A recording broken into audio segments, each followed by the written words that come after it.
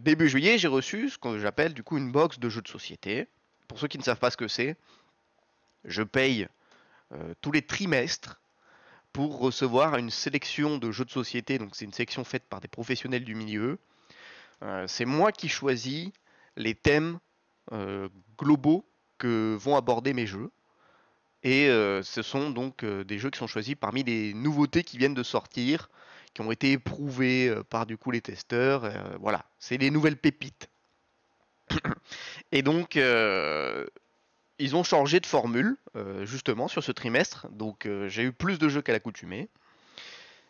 Et je vais vous présenter quelques-uns de ces jeux, parce que les jeux de société pour le coup c'est une vraie passion chez moi. J'adore vraiment ça. Et je me dis que ça peut-être, il y en a peut-être certains qui peuvent éveiller votre curiosité et vous faire passer de bons moments entre potes. Donc pourquoi pas vous partager un petit peu les jeux que j'ai reçus, vous donner mon ressenti et peut-être que vous aurez envie de vous les prendre pour vous, tout simplement. Tiens, enlever ce que j'avais fait, ce que j'avais bidouillé. Non, t'inquiète Dana, on en reparlera. On en reparlera. Donc, donc. Laissez-moi revenir à mes moutons. Laissez-moi revenir à mes moutons. Donc oui, je vais pas vous présenter toute la box aujourd'hui parce que sinon il y aurait 8 jeux et c'est pas le but. C'est pas le but de prendre un stream pour faire les 8 jeux. Je vais vous en faire la moitié et je vous ferai la deuxième moitié demain. Donc comme ça, on pourra faire du Dangan évidemment. L'idée c'est qu'à 14h max, on repasse sur Dangan. Pour ceux que ça n'intéresse pas, voilà. Pour ceux que ça n'intéresse pas, vous pouvez partir et revenir à 14h. Mais je vous jure que ça vaut le coup. Donc ce que je vais faire aujourd'hui, c'est que je vais vous présenter 2 des 4 catégories que j'ai reçues. Voilà. Et j'espère que ça vous fera kiffer. Donc, je vais vous parler de mes jeux qui sont dans la catégorie jeux d'ambiance. Donc jeux d'ambiance, c'est des jeux avec des petites règles que tu peux jouer à au moins voilà, 3-4 personnes qui sont faits pour être sortis en soirée rapidement avec des gens qui connaissent pas forcément. Ça s'apprend vite, c'est simple, c'est drôle, c'est fun. Voilà, ça se joue bien entre potes, ça se joue bien en famille. C'est des règles accessibles. Ce sont en général moi des jeux que j'aime beaucoup. La plupart des jeux que je préfère sont souvent dans cette catégorie-là. Après, quand c'est un peu trop difficile à sortir les règles, c'est plus compliqué d'y mettre des nouveaux joueurs, quoi. Donc, messieurs, dames, on va commencer par cette fameuse catégorie ambiance. Quoique, je vais vous faire un ambiance, un logique. Hein, voilà, je vais mélanger un peu. Donc, je vais commencer par un jeu d'ambiance. Les jeux d'ambiance, sur ce trimestre, ils ont été incroyables. J'ai joué aux deux, et les deux, j'en ai fait quelques parties. J'en ai fait vraiment pas mal, en très peu de temps. Donc, dans un premier temps, je vais vous parler du jeu qui s'appelle hop, Pray Another Day. Alors, messieurs, dames, Pray Another Day. Qu'est-ce que c'est? Alors, dans un premier temps, je vais vous lire le résumé qu'a fait l'entreprise qui m'a envoyé la boîte. Parce que c'est leur métier, ils font ça bien mieux que moi. Je me suis rendu compte que je ne savais pas vraiment faire un résumé de jeu concis et clair. Donc ils le feront mieux que moi. Ne vous en faites pas, il n'y en a même pas pour 2 minutes. Donc, dans Pray Another Day, votre objectif est de survivre lors de l'ensemble des manches de la partie. Ici, survivre est synonyme de points de victoire. Et le premier joueur à 5 points l'emporte. Vous débutez chacune des manches avec un ensemble de 5 tuiles animaux numérotés. Un ours, un loup, un lynx, un hibou et une souris. Voilà, je vais vous les montrer parce qu'elles sont vraiment jolies, je trouve. Et en fait, le jeu est très petit, quoi. Il n'y a quasiment que ça. Pour que vous puissiez vous rendre compte de ce que c'est. Hop, hop, hop. Ça, c'est un ours. Ça, c'est un loup. Ça, c'est un lynx. Ça, c'est un hibou. Et ça, c'est une souris. Et donc, chaque manche est divisée en 3 phases de chasse maximum. Alors, d'une phase de chasse, chaque joueur autour de la table choisit un animal à engager dans la bataille et le positionne fâche caché devant lui. De là, la chasse commence. Donc vous l'aurez compris, on a tous les 5 mêmes animaux. Et chacun doit choisir un de ces animaux pour le planquer devant lui. Voilà. Et ensuite, donc, on appelle d'abord le plus grand des prédateurs, donc l'ours. Si un seul joueur s'annonce, il est alors maître de la forêt et peut chasser librement l'une de ses 4 proies, donc le loup, le lynx, le hibou et la souris. En annonçant partir, par exemple, à la chasse au lynx, il dévorera immédiatement l'ensemble des joueurs ayant joué un lynx à ce tour. Ces derniers révèlent leurs cartes et sont éliminés pour la manche. En revanche, si 2 ours s'annoncent simultanément, ils se marchent sur les pattes et rentrent bredouille à leur tanière. On passe alors au prédateur suivant, et ainsi de suite jusqu'à la souris. Survivre seul à une manche vous apporte 2 points. Si vous êtes plusieurs, vous gagnez chacun 1 point, et celui qui a pris le plus de risques en jouant les proies les plus fragiles bénéficie d'un point supplémentaire. Voilà pour le résumé de ce jeu. Donc j'espère que vous avez un petit peu compris. Mais voilà, globalement, on a tous les 5 mêmes cartes au début du jeu, donc les 5 animaux. Et le jeu repose vraiment sur à quel point tu bluffes, à quel point tu es stratège sur l'animal que tu vas jouer. Si tu joues un animal qui a un grand prédateur comme l'ours, bah, tu vas avoir une chance de dévorer un de tes adversaires. Sauf si un autre de tes adversaires a aussi joué un ours, et là t'es baisé. Mais voilà, si tu joues un ours, en fait, tu vas pouvoir avoir une chance de bouffer un de tes adversaires et de l'éliminer de la partie. Mais vu que tu joues qu'un ours et que c'est la proie la plus, enfin, que c'est le prédateur le plus haut dans la chaîne alimentaire, vous voyez ici, il rapporte qu'un seul point à la fin. Ce qui veut dire que quelqu'un qui va par exemple jouer sa souris qui ne bouffe personne, mais s'il arrive à survivre et à échapper à tous les prédateurs, bah à la fin il gagnera 5 points. Et du coup, bah, si tout le monde a réussi à survivre à la fin, bah, c'est ceux qui ont joué les souris, les hiboux, les trucs les plus faibles qui gagneront la partie. Mais à contrario, si tu as joué des prédateurs et que tu as réussi à bouffer tous tes ennemis, et bah, c'est toi qui gagnes. Donc voilà, c'est une stratégie, il faut voir quel gameplay tu préfères. Et c'est facile à jouer, c'est facile à comprendre. Moi en tout cas j'ai beaucoup aimé. Donc c'est un jeu auquel j'ai joué avec des potes et avec mes parents. Pas en même temps. Et vraiment, c'est très facile de relancer une partie, vous voyez. C'est toi, 12 heures, tu préfères quel gameplay? Et bah j'ai essayé les deux. J'ai essayé les deux. J'ai essayé les deux. Si Hurlefion était là, il pourrait vous dire quel gameplay j'ai préféré. Je l'ai déboîté avec ce gameplay. J'ai essayé les deux. J'ai essayé de jouer les petites proies et j'ai essayé de jouer le gros prédateur. Et vraiment, mon jeu préféré, c'est sortir l'ours tour 1 et essayer de bouffer tout le monde. C'est vraiment ce que je préfère. Quitte à jouer, je préfère choisir mon destin. Voilà, je joue le gros prédateur et j'essaye de bouffer les autres. Et tant pis si j'y arrive pas. Je suis vraiment dans l'équipe gros prédateur, ouais. Et voilà, donc vraiment j'ai relancé beaucoup de parties de ce jeu. Dès que t'as fini, t'as envie de rejouer. C'est marrant parce que t'as beaucoup de rejouabilité, quoi. Tu peux choisir ta carte vraiment au hasard et laisser le destin décider. Tu peux voilà, essayer de réfléchir à une stratégie. Et de toute façon, vient un moment où tu dois réfléchir. Puisque mettons tu survis à une manche. Si t'as joué ton ours, bah il te reste plus que 4 cartes dans la main pour la manche d'après. Tu joues le loup. Hop, il te reste plus que 3 cartes dans la main dans la manche d'après. Et vu que c'est maximum 3 manches, tu joueras pas les 2 animaux que tu choisiras pas. Donc en fait, c'est à toi de choisir en fonction de ce que tes adversaires ils ont déjà joué comme animaux. Quel animal toi tu vas sortir? Comment tu penses que les autres ils vont jouer? Pour voilà, faut vraiment que tu sois dans leur tête, que tu aies 2 coups d'avance. Donc mine de rien, il y a quand même un peu de réflexion, quoi. C'est pas full hasard. Et donc voilà. Voilà pour Prey Another Day. Donc moi c'est un jeu que voilà, j'ai vraiment beaucoup aimé y jouer. Je pense que j'y rejouerai. C'est facile à sortir avec des potes ou même voilà, avec des gens de votre famille. Ça se comprend très simplement. Ça se joue jusqu'à 5 joueurs et à partir de 2. Alors personnellement je pense pas que j'y jouerai à partir de 2. Je trouve que c'est plus intéressant quand t'es au moins 3. Parce que t'as vraiment 3 entités qui se battent. Quand c'est 2 animaux, bon bah c'est celui qui a mis le prédateur le plus haut qui va forcément se dévoiler. Soit il tue pas et la manche est finie. Alors que quand t'es 3, bah à tout moment t'as un prédateur qui va essayer d'en bouffer un autre. Il va se louper, puis hop, c'est au deuxième prédateur d'essayer de bouffer le dernier. Tu as plus de chances aussi d'avoir 2 fois le même animal. Donc voilà. Voilà. Mais sinon, à au moins 3 joueurs, je trouve que ce jeu est très cool. Donc c'était Prey Another Day. Maintenant, je vais vous parler d'un jeu que j'ai reçu dans la catégorie logique. Enfin, ils appellent ça Cortex. Moi, j'appelle ça logique. Et que des loups au sondage. Je jouez tous le loup. Vous êtes des petits loups? Le loup, c'est trompeur.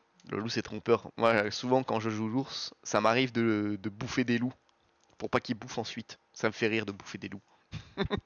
Donc, donc la section logique cortex, c'est une nouvelle section. Donc c'est suite à la refonte de leur box. Donc je l'ai pris pour tester. Et donc en gros c'est des jeux qui te demandent voilà, de réfléchir. T'as des énigmes, c'est de la logique. Ça rentre très vite dans la catégorie. En fait je l'ai testé parce que ça me faisait beaucoup penser à pour ceux qui connaissent, au jeu Unlock. C'est les jeux d'escape game hein, mais en boîte de jeux de société. Ça me faisait vraiment penser à ça. Donc c'est pour ça que je l'ai prise et que je l'ai testé. Le premier jeu que j'ai reçu dans ma catégorie Cortex, vous le verrez, il est encore sous blister. Vous allez comprendre pourquoi je suis capable d'en parler. Hop, c'est celui-ci. Backstories. Et donc c'est Seul sous la glace. Alors, qu'est-ce que c'est que cette boîte? Donc c'est en fait c'est un genre d'escape game en jeu de société. Comme ce que j'attendais finalement. Alors, je ne l'ai pas essayé ceux de cette marque encore, donc je ne sais pas vraiment à quoi ça ressemble. Mais je peux vous en parler parce que d'une part, tous les jeux d'escape game en jeu de société se ressemblent à peu près. Et j'ai été regarder les avis tout de même autour de ce jeu. Donc avant toute chose, je vais vous lire ce qui est écrit dans le magazine. Alors, pour débuter votre première aventure de Backstories, rien de plus simple, sortez le deck de cartes de sa boîte et posez-le face à vous. Piochez la première carte, lisez-la, vous voilà désormais au contrôle de votre destinée. Vous rencontrerez plusieurs types de cartes lors de votre partie. Des cartes lieux, formant un panorama qui ne demande qu'à être exploré. Les cartes indices vous aident dans votre quête. Les cartes narratives enrichissent l'histoire et surtout, des cartes actions vous permettant d'interagir avec votre environnement. Astuce ludique du titre, ces dernières sont ajourées et se combinent avec le dos des cartes lieux. Une fois associés, vous les retournez et des résultats dictent l'évolution du récit. Je ne vous en dis pas plus, la surprise est au dos de vos premières cartes. Ouvrez votre boîte direction les Alpes et bon courage dans votre périple. Donc voilà, il n'en dit pas beaucoup parce que en fait toute l'essence du jeu repose sur l'histoire, à quel point tu vas parcourir l'histoire. Donc ça ressemble beaucoup à les livres dont tu es le héros, si vous connaissez. Donc c'est des trucs où tu as plusieurs propositions, voilà, t'arrives à un tournant de ton histoire, tu as plusieurs choix. En fonction du choix que tu vas faire, ton histoire va évoluer. Ton histoire va prendre un certain tournant. Bah, c'est exactement ça en fait. C'est un jeu où il y a plusieurs scénarios possibles développés sur les cartes. Et donc ton équipe, avec ton équipe, vous arriverez au bout d'un de ces scénarios. Donc voilà, c'est l'idée du jeu. Qu'est-ce que c'est ces bruits? Qu'est-ce que c'est ces bruits? C'est Dana. Merci Dana pour les 100 bits. Dana, on a déjà dit. Hein. Dana, doucement. Hein. Dana, doucement, j'ai pas encore ouvert le truc de don. Hein. Doucement Dana. Hein. Doucement Dana, mais merci Dana. Putain, ça m'a niqué les oreilles. Vraiment que j'aille baisser le son de ce truc. Bref. Je disais donc, il m'a perdu le con. Donc voilà, vous combinez des cartes et en fonction de la combinaison de cartes, vous aurez un chemin précis dans votre récit. Donc donc les jeux de cette catégorie ont plusieurs niveaux de difficulté en fonction de l'histoire, de la difficulté de trouver les indices et de la difficulté des énigmes. Ça c'est un 2 sur 5. Donc voilà, ils te disent type aventure, mystère, ambiance, tout public. Donc j'ai été regarder les avis, globalement c'est un bon jeu, hein. Les gens ont apprécié passer 1 heure dessus. C'est ça, hein, globalement, c'est des aventures d'1 heure. Ce qui est un peu dommage avec ces jeux-là, mais c'est le problème fondamental des jeux d'escape game, c'est leur rejouabilité. Même si cette boîte contient plusieurs scénarios, et que ton équipe n'en verra qu'un seul, c'est malgré tout compliqué de le refaire. Parce qu'il y aura forcément des points communs, il y aura des embranchements que tu connaîtras, donc c'est un peu moins intéressant d'y rejouer, quoi. C'est pas une autre partie de jeu de société qui redémarre à zéro. C'est voilà, tu reprends ton histoire, mais tu vas en changer certains pans. Donc c'est pour moi un jeu qui ne se fait qu'une seule fois, ou alors tu y rejoues peut-être 1 ou 2 ans après avoir fait ta première partie. Mais ça reste quand même, pour ceux qui aiment ce genre de jeu, un bon jeu. Moi j'aime beaucoup ces jeux-là. Ça me permet un petit peu de faire un substitut à l'escape game, comme j'ai pas l'occasion d'en faire aussi souvent que j'aimerais. Mais voilà, je l'ai pas encore essayé. Si vous voulez, je vous dirai ce que j'en ai pensé après l'avoir fait. Mais voilà, je prends la liberté d'en parler malgré tout parce que ces jeux-là se ressemblent beaucoup entre eux. Et les avis en disaient que du bien. Donc je pense que je pouvais en parler. Messieurs, dames, on va rentrer sur le deuxième jeu de la catégorie ambiance. Donc on revient sur la même catégorie que Pray Another Day. Ce jeu, j'y ai énormément joué ce week-end avec mes parents. Ce jeu, il s'appelle Link City. Link City, ce jeu est incroyable. Alors, comme d'hab, je vais vous lire ce qui est écrit sur le papel. Et ensuite, je vous en parle. Donc, dans ce jeu de coopération et d'association d'idées, le but sera de connecter des tuiles bâtiments au centre de la table afin de créer une ville à votre image et de gagner des points. Commencez par placer la tuile mairie et 4 tuiles aléatoires sur la table pour former une croix. Votre ville commence ici et vous êtes prêt à jouer. Au début d'une manche, l'adjoint au maire place 3 plots colorés à côté d'une ou de plusieurs tuiles déjà posées. Simultanément, la mairie pioche 3 tuiles bâtiments qu'il doit secrètement associer aux 3 plots posés par son adjoint. Ensemble, les bâtisseurs de Link City découvrent ensuite les bâtiments piochés par le maire et doivent les placer au bon endroit. L'exercice n'est pas si simple. Il y a des choix plus logiques que d'autres, certes, mais votre logique ne suit peut-être pas les mêmes règles que celle du maire. Chaque décision en adéquation avec la volonté du maire vous autorise à placer la tuile à l'endroit voulu. En revanche, en cas d'erreur, le maire pose la tuile diagonalement adjacente à un autre bâtiment de son choix, réduisant ainsi les chances de scorer dans les manches suivantes. C'est au terme de 6 manches que vous pourrez admirer votre ville et comptabiliser votre score. Alors peut-être que comme ça vous n'avez pas forcément compris. Et pourtant c'est ultra simple. C'est ultra simple. C'est un jeu d'association d'idées, tout simplement. Si vous avez déjà joué à ce genre de jeu. Donc dans l'idée, on a une mairie qui est au centre de table. Donc c'est pas la mairie que j'ai dans ma main, hein, mais c'est sur des tuiles carrées comme ça. Donc sur celle de la mairie, il y a écrit mairie.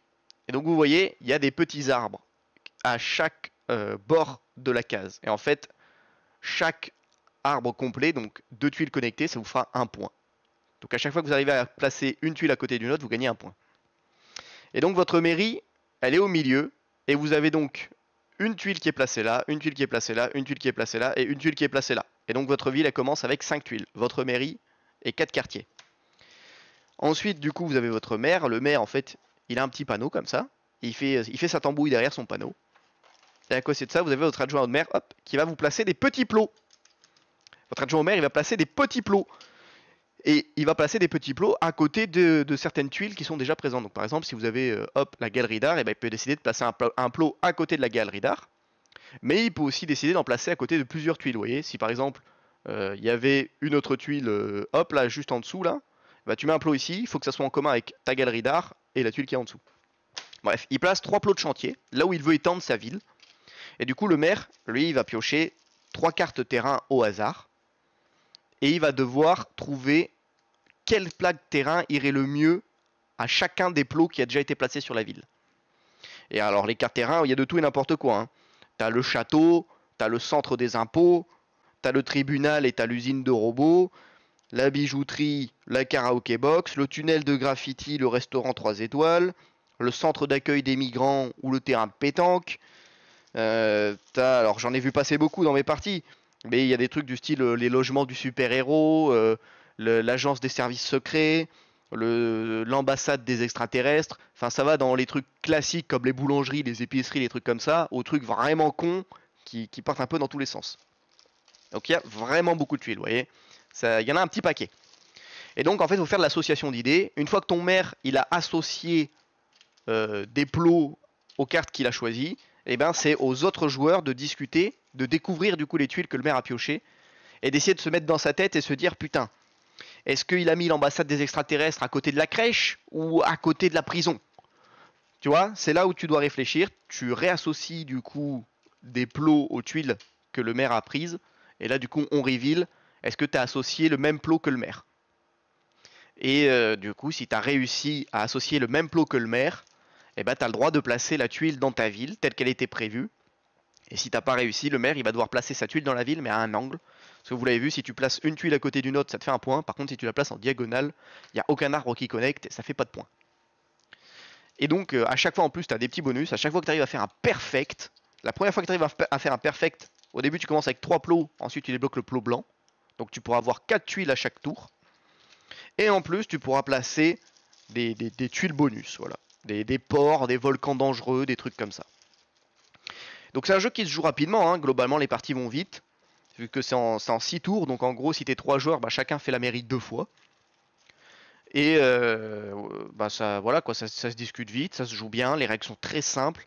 Donc j'y ai joué à 2 joueurs et à 3 joueurs. Ça se joue très bien à 2 joueurs. Ça se joue aussi très bien à 3 joueurs. Mais forcément, plus t'es nombreux, plus t'as d'échanges. Et alors ça peut aller dans un sens comme dans l'autre. Soit il y en a qui vont très vite du coup amener ton idée, il va falloir qu'ils arrivent à convaincre les autres, mais tu peux aller dans l'autre sens également et avoir des gens qui vont dans un sens totalement loufoque et qui vont amener les autres joueurs dans leur sens alors que c'est pas du tout ce à quoi t'avais pensé quoi. Donc globalement c'est difficile, faut réussir à se mettre dans la tête des autres joueurs.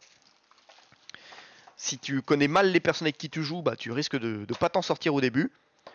Mais bon, je peux vous dire, je l'ai fait avec mes parents, on a fait des scores misérables sur nos premières parties.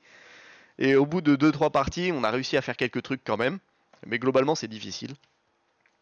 Enfin, c'est difficile. C'est difficile de faire beaucoup de points. C'est pas difficile d'y jouer. Donc je disais avant que je ne vous perde. Je disais, donc oui, t'avais le choix entre placer l'école à côté d'une prison ou à côté d'une plage nudiste. Faut justifier, vous voyez. Faut arriver à le justifier ce choix. Donc c'est voilà, ça peut créer des débats. Tu choisis pas forcément, comme vu que tu choisis pas les tuiles que tu pioches, et là où les gens ont décidé d'étendre ta ville, bah des fois tu dois faire des choix. Bon, allez courage, hein, courage fonçons. Mais bon, voilà, ça crée des parties très drôles. Ça, pour le coup, c'est un jeu que je recommande vraiment.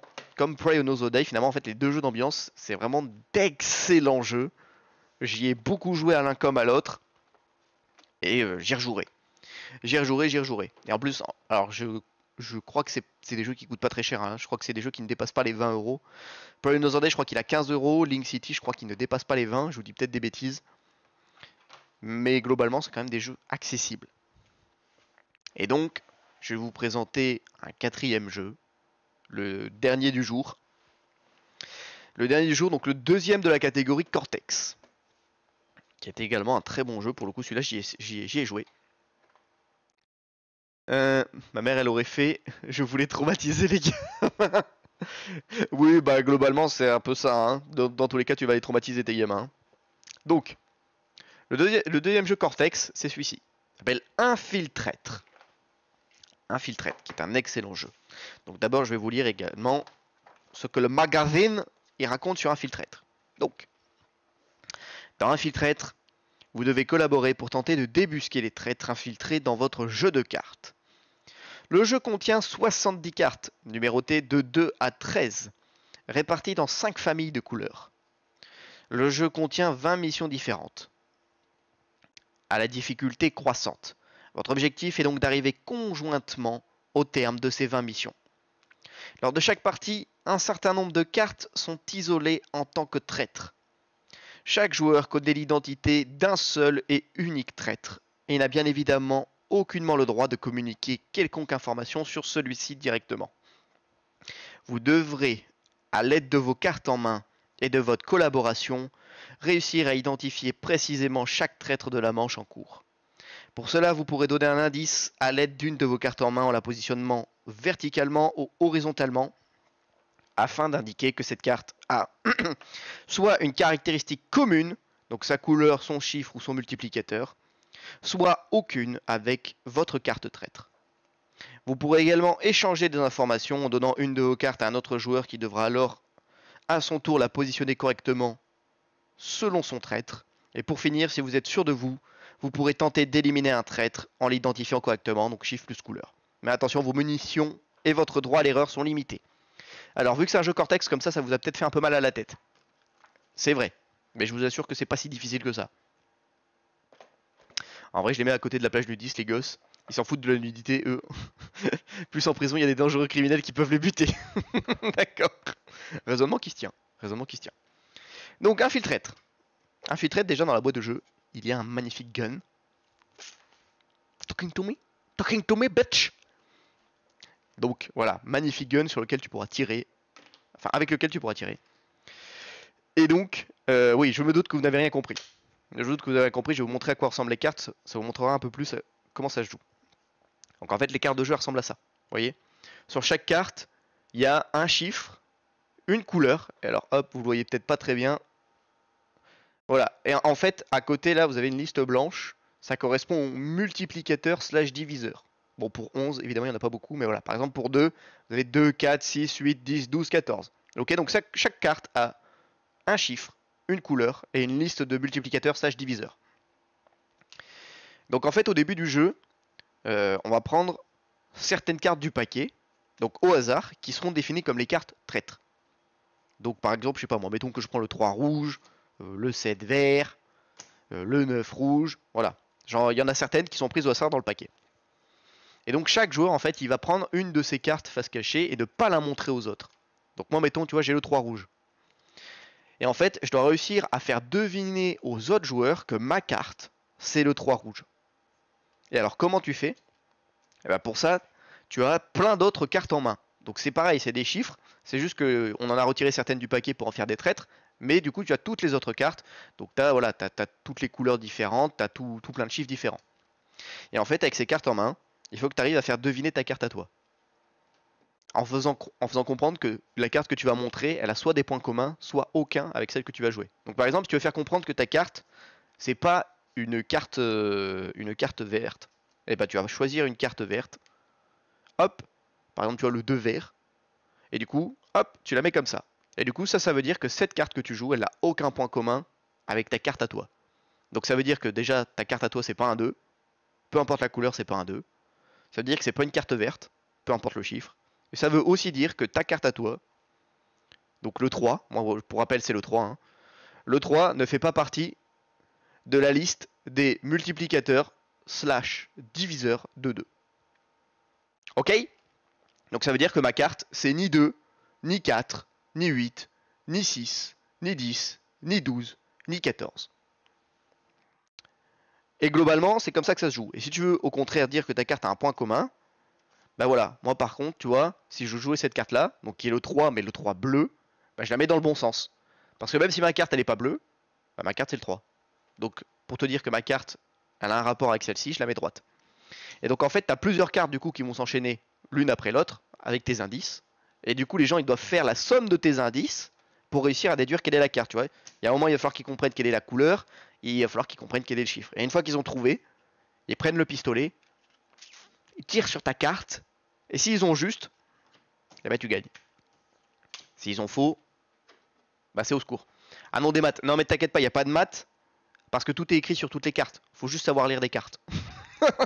Si t'arrives à lire les cartes, t'as gagné. Moi aussi, hein, sinon je ne saurais pas forcément te dire quel est le diviseur 2 ou quel est le multiplicateur 2. Mais vu que tout est écrit sur les cartes, ça va. Ça va, ça va. Donc, c'est un jeu forcément qui demande un peu de réflexion parce que tu es obligé d'associer plusieurs cartes indices entre elles. C'est Dana, merci Dana encore pour les 100 bits, Dana. Thanks again. Donc oui, donc c'est un jeu qui te demande de réfléchir un tout petit peu parce que tu dois faire associer des indices entre eux. Mais ça se prend quand même très facilement en main, je trouve. Tu peux facilement comprendre comment y jouer. T'as du coup des missions, donc en fait à chaque fois le jeu va t'ajouter des malus et des bonus pour agrémenter la complexité de tes parties. Et donc voilà, c'est un jeu qui se rejoue très bien également. Tu peux facilement le sortir en soirée, je pense. Les règles ça prenne vite en jouant. En fait, tu fais une partie, tu comprends les règles. Et bah c'est bien, tu vois, ça fait un peu réfléchir, ça fait fonctionner le cerveau sans pour autant te donner un livret de règles de 18 pages. donc voilà. Donc aujourd'hui on va faire la catégorie jeux duel. Donc c'est des jeux qui sont faits pour être joués à deux. Voilà, ils ont vraiment été pensés pour ça.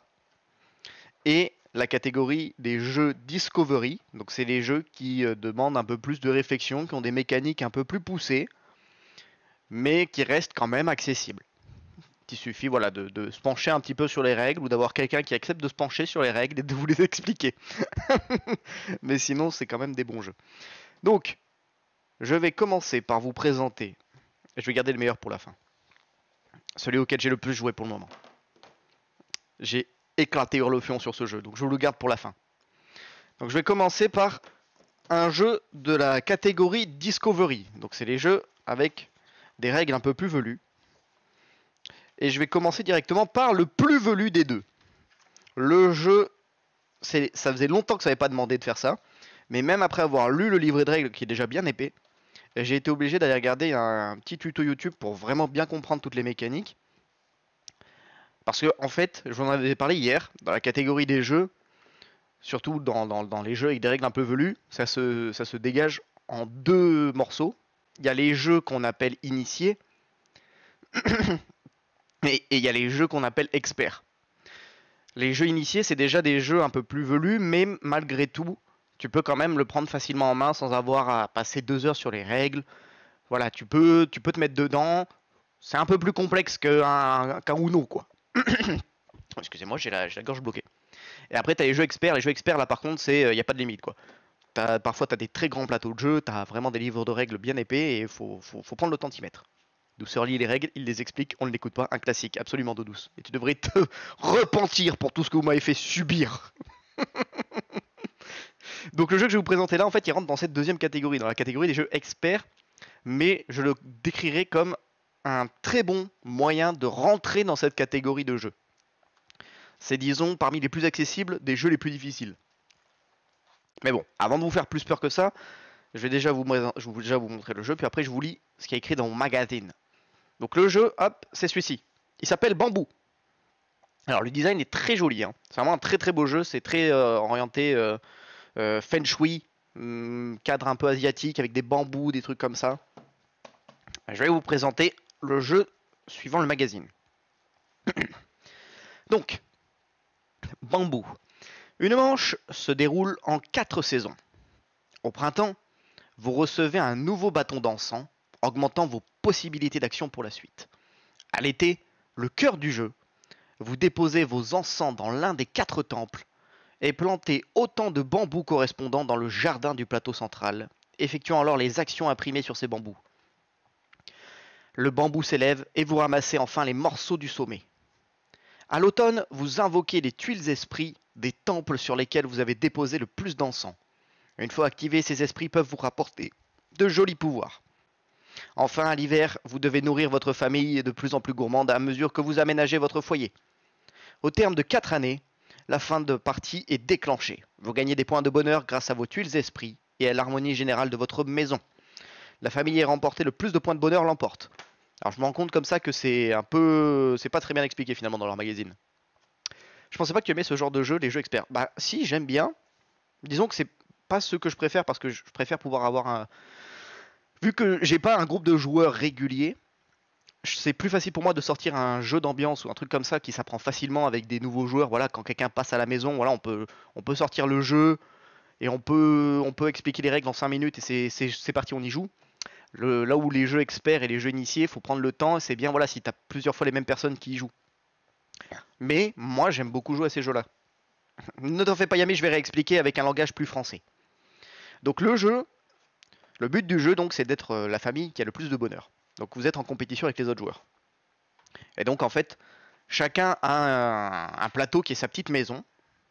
Et sur sa petite maison, en fait, il doit ajouter des décorations. Et plus tu ajoutes de décorations, plus tu vas devoir nourrir ta famille en fait. Et donc en fait, toute la mécanique de jeu repose là-dessus. En gros, donc vous l'aurez compris, c'est un jeu qui se joue sur 4 années. Et chaque année est elle-même divisée en 4 saisons. Donc tu as printemps, été, automne, hiver. Et à chaque saison, tu as des actions spécifiques que tu peux pas faire pendant les autres saisons. Donc, par exemple, quand tu es au printemps, donc c'est le début du jeu, quand tu es au printemps, il y a très peu de choses à faire. Dans un premier temps, tu récoltes ce qu'on appelle un cadeau de la nature. C'est une action bonus que le jeu t'offre au tout début de jeu. Donc tu prends ton action bonus et tu récoltes ce qu'on appelle des bâtons d'encens. Les bâtons d'encens, c'est la ressource principale du jeu en gros. C'est ce qui va te permettre de faire des offrandes aux esprits des temples. Vous comprendrez après à quoi ça sert. Une fois que tu as fait ça, on skip le printemps, on passe à l'été. L'été, c'est vraiment la plus grosse partie du jeu. C'est le moment où en fait, tu peux acheter des actions de jeu. Alors les actions de jeu, ça peut être récupérer de la nourriture, récupérer de l'argent, construire une décoration, des trucs comme ça.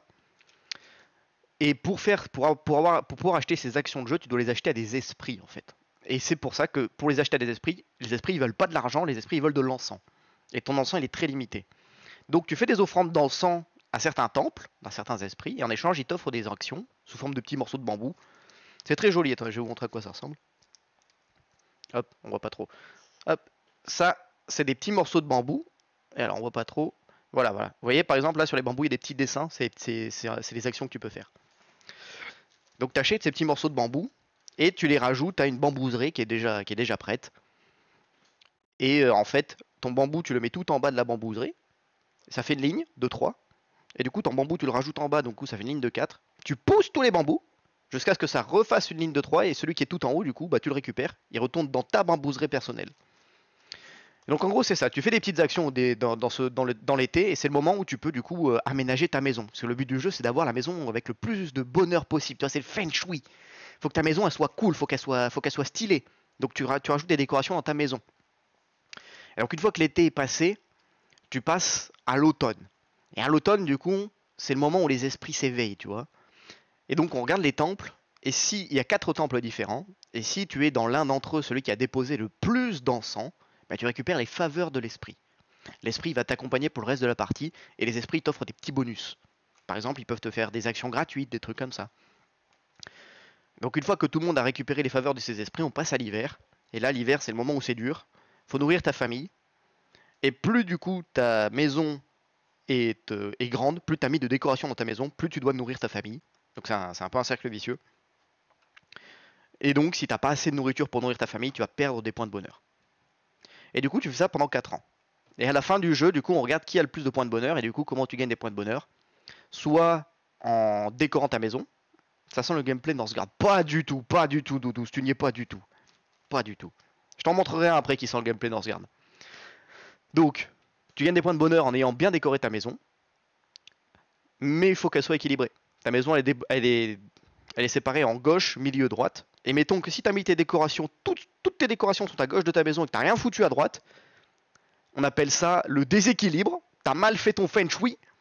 Et si c'est déséquilibré, tu vas perdre un maximum de bonheur. Donc il faut bien équilibrer ta maison. Et après, tu as des défis. En gros, les décorations de ta maison, elles appartiennent à des grandes familles. Tu vois, tu as la grande famille des lampions, par exemple. Tu as la grande famille des végétaux, des trucs comme ça. Et tu as des défis qui te disent, bah, si tu arrives dans ta maison à aligner un végétaux, un lampion et un autre végétaux, bah, tu gagneras 3 points de bonheur, mettons. Et donc voilà, tu gagnes des points de bonheur comme ça aussi. Et donc à la fin, c'est celui qui a remporté le plus de points de bonheur qui gagne la partie. Donc c'est celui qui a le mieux décoré sa maison, qui l'a le mieux équilibré, qui a le mieux réussi à nourrir sa famille, etc., etc. Alors je comprends que ce soit un peu flou pour vous, c'est normal, le jeu est pas facile. Donc l'expliquer en 5 minutes, c'est encore moins facile. Mais une fois que tu es dedans, en fait, tu fais ta première partie, tu vas tâtonner un petit peu au début, mais tu vas finalement assez vite réussir à comprendre comment jouer. Tu vas pas forcément comprendre comment gagner, mais par contre tu vas comprendre comment jouer. Et au bout de 2-3 parties, je pense que là c'est bon, tu commences à avoir une petite idée de comment tu peux gagner, comment tu peux faire bien les points et tout. Et alors au bout de 10 parties, là tu commences à avoir des stratégies quoi. Du coup, ouais, c'est le genre de jeu qui est intéressant, je pense, si vous appréciez les jeux un peu velus, un peu énervés. C'est un bon moyen d'entrer dans ces jeux-là. Voilà, si ça vous fait un peu peur et qu'en même temps vous aimez bien, voilà, c'est un jeu qui prend 90 minutes. Hein. Voilà, j'anticipais ta question de douce. Les parties, c'est environ 90 minutes. Donc c'est des jeux qui sont longs. Hein. Faut se le dire, c'est des jeux qui sont longs. Moi, c'est rare hein, les jeux qui se jouent en autant de temps. Donc voilà, faut vraiment avoir l'envie de s'y poser, l'envie d'y jouer. Dans ta tête, absolument. Voilà, faut avoir envie d'y jouer, mais une fois que t'es dedans, les mécaniques sont sympas. C'est un jeu qui est très beau, c'est un jeu qui est très mignon, très très joli. Et tu prends plaisir à faire ta petite maison, quoi. Il y a un petit côté un peu Animal Crossing, tu fais ta petite maison, c'est marrant. Voilà, c'était le premier jeu de la catégorie Discovery. Ne vous en faites pas, je vous en présenterai un second après qui est déjà beaucoup plus simple à aborder. Qui est dans la catégorie initiée. Celui-là, pour le coup, c'est vraiment expert. Mais avant ça, du coup, je vais vous présenter un jeu de la seconde catégorie, donc c'est la catégorie duel. Alors ce jeu, ne vous en faites pas, il est beaucoup plus simple. Et en même temps, par contre, il fait beaucoup marcher le cerveau. Et vous allez voir, il est très très mignon. Hop, c'est ça. Le jeu, il s'appelle Boop. Boop, c'est un jeu avec des petits chats. Tous ceux qui aiment les petits chats, ce jeu est fait pour vous. Alors, avant de vous dire ce que c'est Boop, je vais dire ce qui est écrit dans le magazine. Alors, Boop. Dans Boop, Deux joueurs s'affrontent autour d'un lit découpé en 36 cases. En début de partie, chaque joueur dispose de 16 pièces, 8 chatons et 8 chats. Vous commencez avec 8 chatons, que vous remplacez au fur et à mesure par des chats. Pour gagner, votre objectif est de réussir à aligner 3 chats adultes. Votre tour consiste à poser l'un de vos félins. Mais poser un chaton fera sauter à une case de distance l'ensemble des chatons adjacents, au risque de les faire sortir du plateau. Il regagne immédiatement la réserve de son propriétaire. Mais se faire bouper ainsi n'est pas une fatalité, car votre animal pourra rester sur place si son déplacement est bloqué par un autre félidé. En réussissant à aligner 3 chatons, vous les récupérez et les transformez immédiatement en chats, qui viennent rejoindre votre réserve en lieu et place. Vous pourrez donc ensuite choisir entre jouer un chat ou un chaton. Les chatons ne pouvant pas bouper les chats, les positions de ces gros matous sont donc un peu plus sûres, puisque seul un autre chat adulte pourra les déloger. A vous maintenant d'élaborer votre stratégie pour arriver à vos fins, sachant que la partie s'arrête immédiatement dès qu'un joueur arrive à réaliser l'alignement escompté. Donc, Boop, c'est un jeu qui est très simple à jouer, mais par contre, c'est vraiment un jeu de réflexion. Ça me fait vraiment penser aux jeux de type un peu les dames, bon, les échecs en une très moindre mesure, mais le morpion aussi, vous savez, là où vous alignez les croix et les croix et les carrés. Les croix et les ronds, pardon. Donc le plateau de jeu, il est très simple, hein. Le plateau de jeu, c'est ça. Voilà, vous voyez, c'est ça, c'est les 36 cases, c'est le lit en fait. C'est le lit, et du coup, hop, on a tous des petits chats. Alors ça, c'est les gros chats. Et ça, c'est les chatons. Ok. Alors du coup, on commence tous avec les deux joueurs commencent avec les 8 chatons. On n'a pas de chat au début. Et donc, comme je l'ai expliqué, tu places tes chatons sur ton plateau. Et dès que tu arrives à aligner 3 chatons, les 3 chatons deviennent des chats adultes. Et une fois que tu as réussi à aligner 3 chats adultes, tu gagnes la partie. Mais alors, c'est quoi la subtilité de ce jeu? Ce jeu, vraiment, sa subtilité, c'est le boupé. Le boupé, c'est quoi? C'est dès que tu places un chaton sur le plateau, eh bien, s'il y a un autre chaton sur une de ces cases adjacentes, eh bien, il doit reculer d'une case. Voilà, c'est le boop, c'est tu le fais reculer. Ce qui fait que du coup, tes positions, elles sont jamais très certaines, quoi. À tout moment, ton adversaire peut te déplacer et en même temps, tu peux jouer avec ça aussi. Parce que ça boupe tous les chatons, les tiens comme ceux de ton adversaire.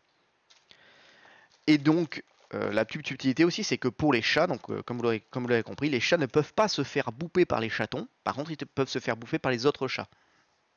Donc c'est des placements qui sont un peu plus sûrs, mais qui ne sont pas définitifs non plus.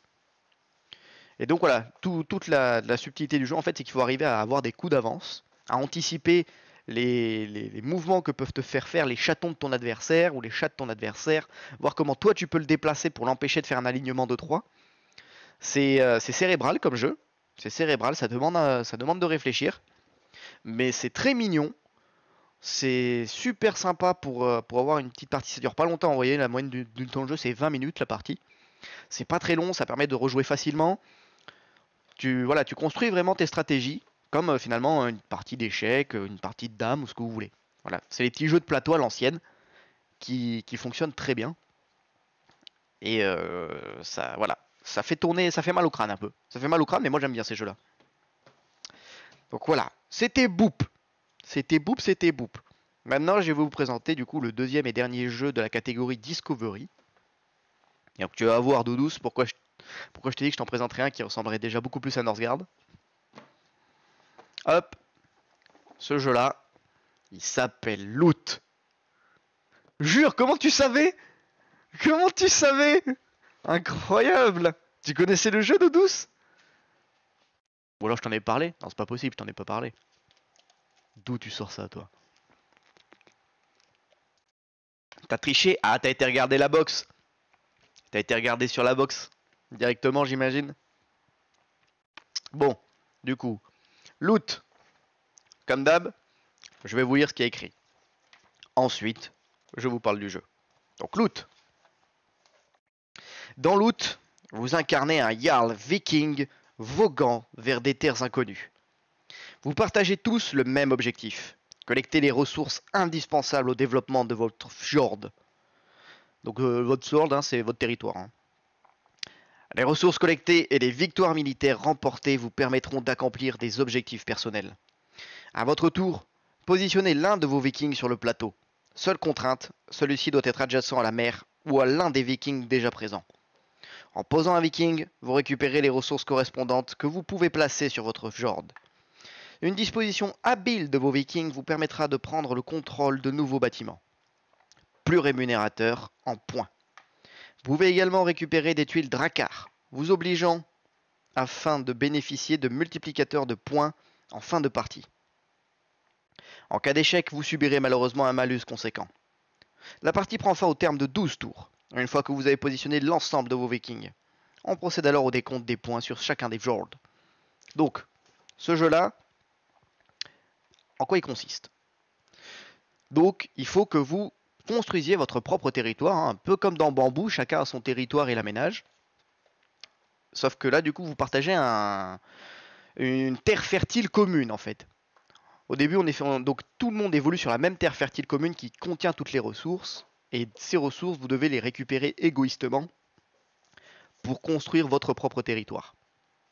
Donc à quoi ça ressemble? Hop, voilà. Par exemple, ça, vous voyez, c'est un territoire commun. Donc vous voyez, il y a différentes ressources. Il y a des moutons, il y a de l'or, il y a du bois. Et alors, il y a des petits soldats, ça, c'est des récompenses de guerre. Et votre territoire à vous, ça ressemble à ça. Donc vous voyez, vous récupérez des petits hexagones que vous foutez sur votre territoire. Et donc, comment ça marche? Hop, je vais vous montrer à quoi ça ressemble aussi les petits vikings. Hop, ça c'est les petits vikings. Donc on a tous le même nombre de petits vikings. Et donc on place nos petits vikings sur du coup les territoires comme ceci. Et à chaque fois qu'on place un petit viking sur une ressource, on la récupère. Et il y a donc des défis à remplir. Voilà, vous pouvez choisir, c'est ce qu'on appelle les Drakkar, vous pouvez choisir de remplir des défis. Alors c'est des défis qui vont vous dire par exemple, eh ben, il faut que tu aies adjacent un mouton, un arbre et un or. Et si tu réussis, eh ben, chacun son territoire, tout à fait, chacun son territoire d'eau douce. Tu partages un territoire commun pour récupérer les ressources, par contre chacun a son propre territoire pour le construire. Et donc voilà, donc si tu réussis à remplir ton défi, ben, pour le décompte de fin, le défi va peut-être par exemple te dire chaque mine d'or que tu as récupéré sur ton territoire, au lieu de te rapporter 1 point, elle te rapportera 2 points. Et c'est ces petites. Si, alors, il n'y a pas de baston, non. Enfin, oui et non. Oui et non. Tu te bats pour récupérer les ressources, mais tu ne te bats pas physiquement, tu vas pas mettre une baigne à ton adversaire, malheureusement. Après, tu peux le faire, mais ça c'est libre à toi, c'est pas dans le jeu, quoi. Donc, j'en étais où? Oui. Donc tu peux récupérer. Donc le but du jeu, voilà, c'est de réaliser le plus de petits défis possible pour maximiser à la fin le décompte de ces points. Et tu peux également capturer, en plus de toutes les ressources que je vous ai montrées, des bâtiments. Donc tu peux brûler des maisons, tu peux brûler des tours et tu peux brûler des châteaux. Mais pour chacun, il faut être à un nombre suffisant. Voilà, pour brûler une maison, il te faut un seul viking. Pour brûler une tour, il te faut 4 vikings adjacents. Et pour brûler un château, je crois que c'est 8 vikings, quelque chose comme ça. Enfin, je vous dis peut-être des conneries, mais en gros, c'est l'idée. Et donc, on joue tour à tour, on joue tous nos vikings, il y a des petits bonus qui se baladent sur la carte, voilà. Il y a des ressources qui sont plus rares que d'autres, donc il faut bien choisir ce qu'on récupère sur notre territoire. Il faut bien agencer les ressources sur son territoire. Et si tu réussis à bien faire ça, tu pourras maximiser tes points. Et donc une fois que tout le monde a joué ses vikings, du coup on regarde le territoire de chacun, on fait le décompte. Voilà, moi par exemple mes mines d'or elles me valent 6 points, chaque mine d'or je récupère 6 points sur mon territoire, mon adversaire peut-être que ses mines d'or à lui elles lui valent que 2 points, mais ses moutons ils en valent 12. Je dis peut-être des conneries. Et donc à la fin c'est celui qui a récupéré le plus de points qui gagne la partie. Donc ça c'est un jeu initié. Un jeu initié, c'est beaucoup moins lourd que Bambou. Voilà, le livret de jeu, là où Bambou il m'a fallu vraiment du temps pour le comprendre, là je l'ai lu une fois, bon c'était ok quoi. Ça se joue bien, hein. C'est relativement calme à jouer, ça demande un petit peu de réfléchir, voilà, c'est pas nerveux. Et voilà, c'est des parties qui durent environ 35-40 minutes. Ça, c'est pas trop chronophage. Une partie de temps en temps, c'est bien. Le thème est sympa, moi j'aime beaucoup les Vikings, donc j'étais content d'avoir ça. C'est vrai que si je devais dire un petit truc qui m'a un peu frustré, c'est qu'il n'y a en effet pas trop de notion de baston. Là où ouais, j'aurais aimé pouvoir mettre des beignes, il n'y a pas trop la notion de baston dans ce jeu, c'est voilà, vraiment plus tu lootes face à ton adversaire pour récupérer les ressources à sa place, mais tu ne vas pas te battre physiquement contre lui, malheureusement. Mais voilà, Loot c'est quand même un jeu très sympa, et voilà, c'est vraiment le genre de jeu que tu peux sortir quand t'as voilà, T'as une petite heure devant toi, t'as des gens, ils sont un peu motivés pour jouer, mais ils ont pas non plus envie d'apprendre à jouer à un jeu pendant 2 heures, quoi. Ben, ce jeu, il rentre très bien dedans. C'est mignon, c'est gentil, ça se joue jusqu'à 4. Et ça permet voilà, de créer des petits conflits entre adversaires, si vous vous battez pour les mêmes ressources. C'est marrant. C'est marrant, c'est marrant. Et donc maintenant, messieurs, dames, je vais vous présenter ce qui, je pense, est le meilleur jeu de ma box. Et pourtant, les jeux d'ambiance que je vous ai présentés hier, je les trouve déjà exceptionnels. Mais ce jeu-là, quand j'ai eu Hurlefion chez moi, on a essayé du coup quelques jeux, dont Loot, et on a essayé le jeu que je vais vous présenter. Ce jeu-là, je crois qu'on a dû en faire 15 ou 20 parties. 15 ou 20 parties, on enchaînait. On enchaînait, on enchaînait. C'est vraiment... C'est la guerre. C'est un jeu de guerre, donc c'est un jeu qui rentre dans la catégorie duel. Ce jeu, je l'ai trouvé incroyable. Et pourtant, il ne paye pas de mine. Ce jeu, c'est celui-ci. 5 royaumes. Vous voyez, c'est tout petit comme jeu. Hein. C'est une petite boîte. Et pourtant, qu'est-ce qu'elle renferme? Alors, je vais vous lire ce qu'il y a écrit dans le cahier. Alors, dans le cahier, qu'y a-t-il décrit? 5 royaumes est un jeu de draft et de collection où 2 joueurs s'affrontent afin de cumuler le plus de châteaux ou de s'assurer le soutien de 5 titans. La partie se joue en une succession de tours jusqu'à ce que la pioche soit épuisée ou bien que l'un des 2 opposants récupère son 5e titan différent. À chaque tour de jeu, vous avez le choix entre 2 actions, soit recruter, soit influencer. Vous commencez par récupérer des cartes au sein d'une matrice de 3 cartes par 3 cartes. Prenez la première carte de la pioche sans la retourner et positionnez-la dans l'une des positions libres. Selon sa position, vous pouvez récupérer différents lots de cartes. Vous avez alors le choix entre vos 2 actions. Pour la première, recruter. Vous devez retourner alors ces cartes, laissant apparaître les différents personnages. Vous en choisissez un qui viendra rejoindre l'une des 4 positions disponibles dans votre salle du trône. Le reste est défaussé. Chaque personnage a son propre pouvoir vous permettant de gagner des châteaux. Ces pouvoirs étant pour le plus souvent liés avec votre niveau d'influence chez les différents peuples.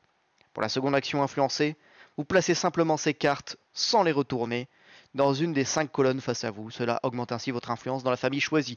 Et ce charabia est incompréhensible. Je vais vous réexpliquer. Laissez-moi vous réexpliquer le jeu de manière plus claire. Donc, 5 royaumes, c'est donc un jeu de duel. Vous affrontez vraiment l'adversaire en face. Et il y a 2 façons de gagner. C'est là est toute la beauté de ce jeu. Il y a vraiment 2 stratégies de victoire. Il y en a une, c'est quitte ou double. Mais si tu l'as réussi, tu prends au piège ton adversaire. Et il y en a une, c'est vraiment jouer sur le long terme. C'est la solution safe. Mais tu peux te faire surprendre du coup par ceux qui décident de prendre la solution plus rapide. Alors déjà, je vais vous montrer à quoi ressemblent les cartes. Parce que franchement, les cartes sont magnifiques.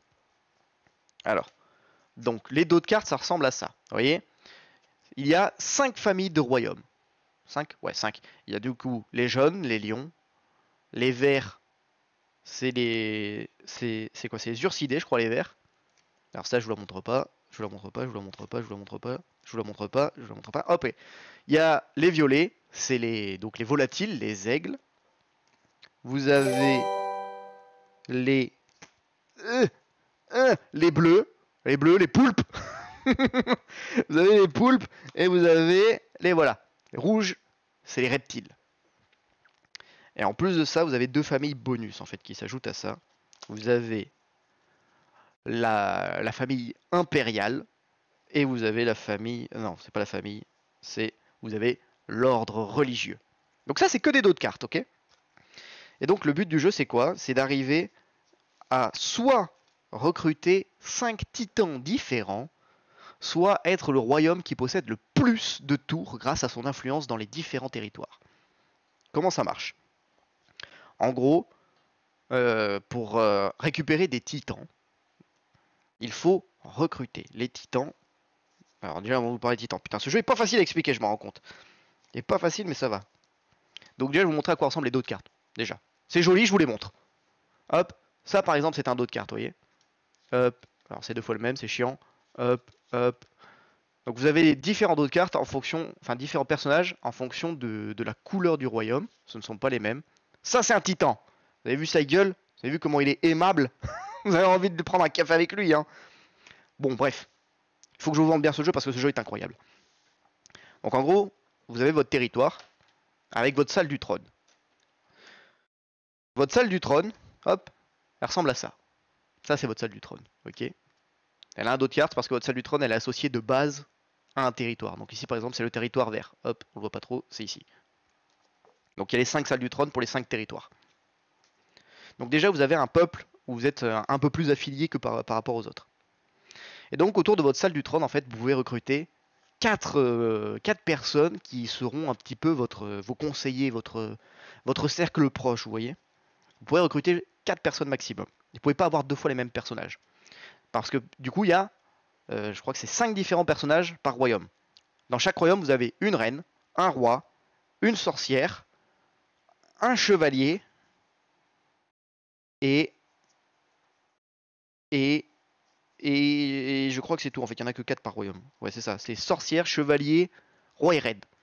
Et en fait, chacun des personnages a son propre pouvoir spécifique. Mais vous pouvez pas avoir, par exemple, 2 reines sur votre salle du trône, même si elles sont pas de la même couleur.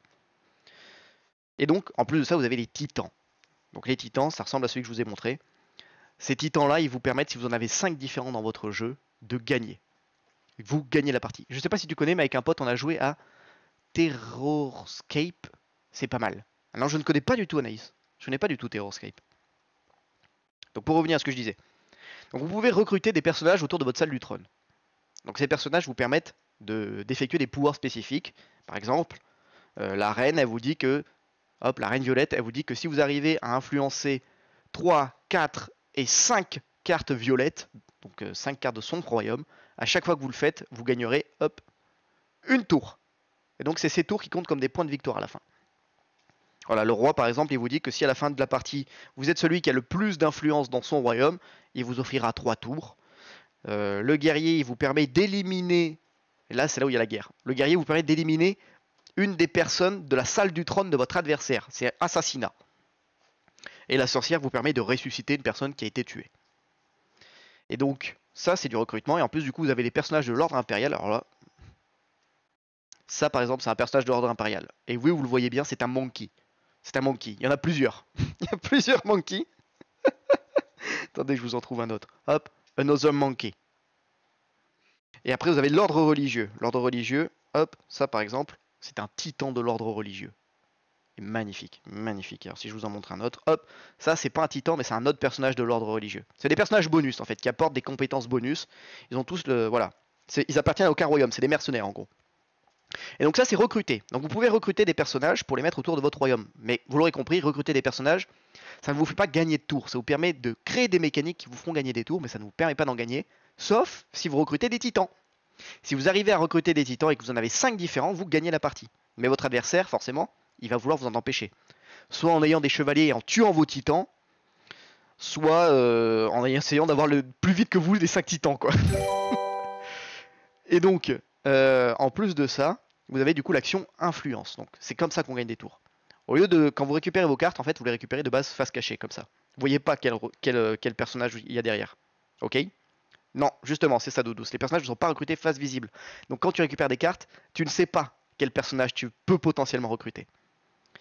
Et donc, si vous décidez de garder vos cartes comme ça, vous créez ce qu'on appelle de l'influence, en fait. Vous créez des colonnes de couleurs. Et donc, plus vous avez de cartes dans une colonne de couleurs, plus vous obtenez des avantages. Et c'est là, en fait, où est toute la subtilité du jeu. Soit vous décidez d'influencer, mais vous ne recrutez pas de personnages, donc vous n'accédez pas à de nouveaux pouvoirs, vous ne pouvez pas potentiellement récupérer de titans, mais vous vous assurez des cartes dans certaines couleurs. Soit vous décidez de recruter, mais vous prenez le risque de recruter quelque chose qui ne vous plaît pas. Soit peut-être que ce que vous voulez récupérer, c'est pas dans les cartes que vous avez ramassées. Typiquement, si vous cherchez des titans, moi par exemple, c'est une stratégie que j'aime beaucoup, jouer les titans. J'adore jouer les titans. Le problème, c'est que c'est qui tout double. Tu récupères des cartes, il n'y a pas de titan à l'intérieur, ah bah tu viens de perdre ton tour. Tu viens de perdre ton tour. Quand ton adversaire, lui, il va peut-être récupérer des cartes, influencer, se créer des tours. Et à la fin, s'il arrive à atteindre la fin du jeu, bah c'est lui qui gagne, quoi. C'est pour ça que c'est une stratégie très qui tout double. Et du coup, pourquoi j'ai adoré ça? Donc j'ai beaucoup joué avec Hurlefion. Et en fait, on était tous les deux dans des stratégies très différentes. On s'adapte vraiment aux cartes qu'on récupère. Pas trop compris l'action influencée. Influencer, c'est juste la carte. tu la récupères de ce côté-là au lieu de la récupérer de ce côté-là.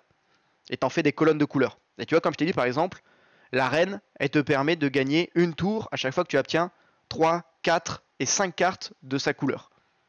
Donc, il faut influencer pour pouvoir activer ses bonus et récupérer des tours. Vraiment, influencer, ça te permet d'activer les pouvoirs des personnages que tu as recrutés. Donc évidemment, il faut toujours recruter avant d'influencer. Mais si tu recrutes trop, bah, tu ne pourras jamais assez influencer pour activer tes personnages. Bref. Donc oui, pourquoi c'est intéressant? Donc, quand je jouais avec l'Hurlefion, on avait tous les deux notre stratégie. Moi, j'adorais jouer les titans. Donc lui, il devait gérer mes titans en essayant de les tuer. Et en même temps, il devait s'assurer, lui, sa victoire en fin de partie. Et moi, du coup, j'essayais de lui casser les couilles en récupérant des titans. Sauf que s'il te tue des titans et que tu n'arrives pas à en recruter, faut que tu arrives vite à refaire ta stratégie pour finalement essayer d'avoir des tours pour essayer de gagner ta partie. Enfin, c'est un jeu qui est très cérébral en fait, dans les choix que tu fais. Et évidemment, il repose beaucoup sur la chance aussi. Hein. Si tu recrutes et que t'as pas tes titans, bah t'es baisé. Alors que si tu recrutes 5 fois et que t'as 5 titans différents, ah bah là t'es le roi du monde. Hein. Et donc en plus de ça, tu as du coup les personnages de l'ordre religieux et de l'ordre impérial qui t'apportent des actions bonus qui sont très intéressantes. Donc là aussi, c'est toujours des réflexions. Évidemment, je n'ai pas rendu justice à ce jeu en expliquant ses règles. Je trouve que c'est le genre de jeu où tu comprends vraiment comment est joué en faisant une première partie. Et je vous assure que c'est pas compliqué. C'est très simple à prendre en main. C'est des parties très intenses et c'est rapide. Hein, voilà, la partie elle dure 15 minutes max. Et ouais, c'est vraiment un duel. Là pour le coup, tu as la vraie notion de duel. Tu te bagarres contre ton adversaire. T'essayes de remporter les titans, de le tuer ou alors de construire ton royaume sans qu'il te pète les couilles. C'est vraiment un très très bon jeu. Voilà, c'est pour ça que j'en ai fait, bah voilà, je dis entre 15 et 20 parties très vite. On a adoré se mettre sur la gueule sur ce jeu. Et ça se transporte du coup très bien même. Hein, si vous voulez l'emmener, voilà, si vous passez un week-end chez un pote ou quelque part, vous voulez emmener un jeu, bah vous prenez celui-là. Il se transporte très facilement. Et voilà messieurs dames, on a fait le tour donc de tous les jeux que j'avais à vous présenter, que j'ai reçus sur cette box. Globalement, si je devais vous dire quelque chose, c'est que cette box, c'est toujours de très belles surprises. Je ne suis jamais déçu.